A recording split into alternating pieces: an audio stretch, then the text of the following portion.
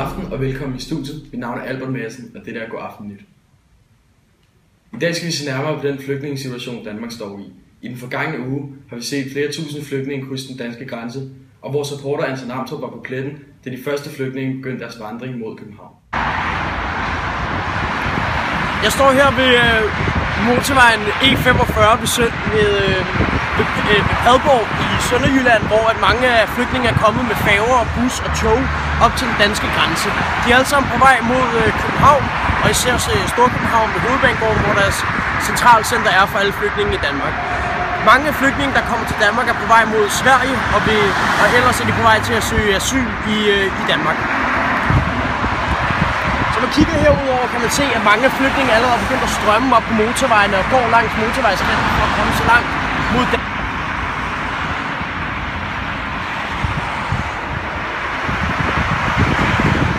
Ja, og for at belyse sagen nærmere har vi inviteret en ekspert i studiet her til aften. Jeg vil gerne byde velkommen til dig, Fritzen Gundersen, lærer ved Syddansk Universitet. Jo tak. Fritzen, hvordan kan det være, at vi ser de her flygtninge gå på de danske motorveje? Jo, altså hovedårsagen til, at der kommer så mange flygtninge fra Tyskland op igennem Danmark og ved grænsen af Padborg, og det er hovedsageligt fordi, at mange af flygtninge gerne vil til Sverige. Sverige forventer faktisk at få hele 90.000 asylansøgere i bare år 2015. Okay, men hvordan kan det være, at de ikke vil blive i Danmark, de her flygtninge? Jamen altså, det kan jeg heller ikke forstå, men for eksempel har vi været meget fremmedfjendske over for asylansøgere og for flygtninge generelt i medierne.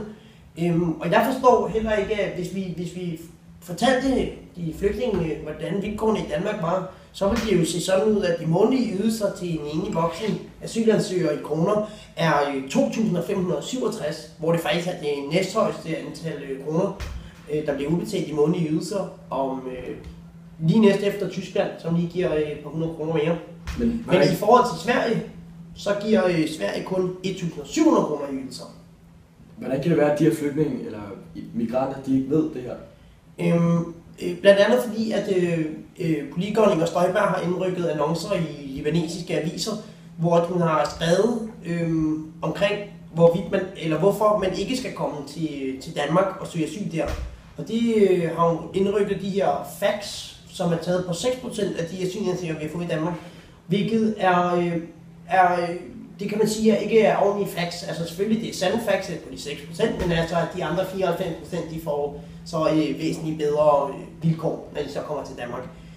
Og til det er der så blevet indrykket modstandsannoncer, også i libanesiske aviser af andre grupper og aktivister, som ligesom kommer med det hele billede af, hvordan asylsituationen i Danmark ser ud. Okay, så det du siger er altså, at de her facts, som man har indrykket i den libanesiske avis, de berører altså ikke alle flygtninge, men kun nogle af dem. Det berører kun... Det danner et forkert billede? Eller det danner et forkert billede. Det berører cirka kun de 6%, som Inger Støjberg ligesom har valgt at tage fat på, ligesom de dårligste behandlet i Danmark. Og så bruger hun det ligesom som en slags propaganda til, at man ikke skal komme til Danmark. Og det synes jeg er et meget forkert billede at sende til et land, der står i så svær en krise, som for eksempel Syrien gør lige nu. Okay, men kan man måske sige, at eller hvorfor tror du, at man har valgt at indrykke de her annoncer, hvis de informationer, der står, ikke er rigtige? Jeg tror, at for at støtte for eksempel Dansk Folkeparti, som sidder på regeringen, så har de måske lavet nogle aftaler med Dansk Folkeparti om, at de ligesom skal indrykke de her annoncer, for at vi begrænser antallet af asylansøgere i Danmark.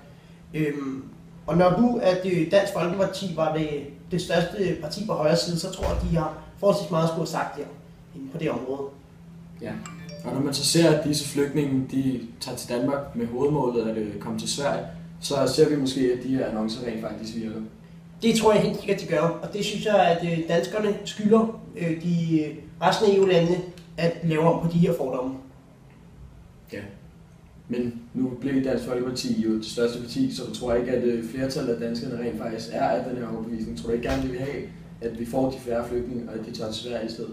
Det er der selvfølgelig rigtig mange i Danmark, der mener. Men jeg synes, at den her krise skal stå langt ud over den individuelle persons næsetip, og man skal kigge over, hvor svært folk har det i hele verden. Så det synes jeg, at vi skal tage vores del af ansvaret. Okay, mange tak, Fritzl Gundersen. Der var lidt om Fritzls egen mening og lidt fakta. Men vi har også haft en reporter ude for at belyse folkets brede mening. Så nu stiller vi om til et indslag lavet i dag af vores reporter Josefine Ring. Jeg er taget på gaden her i København for at udspørge forskellige danskere omkring, hvad de tænker om den flygtningestrøm, der er i Danmark lige nu. Omkring den situation, der er i Danmark lige nu med alle de asylansøgere, der kommer til. Jamen, ja, jeg synes selvfølgelig, det er forfærdeligt, at de her mennesker har været nødt til at flygte fra huset hjem på grund af krig. Og jeg håber selvfølgelig, at nogle af dem vil kunne få sikkerhed i Danmark.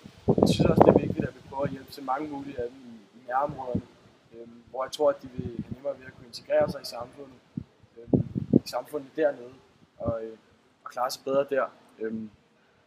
Også hvor de kan sproget og kender til kulturen osv. Men selvfølgelig så har vi en pligt som et fredfyldt land at hjælpe så mange mennesker som overhovedet muligt. Ja, tak.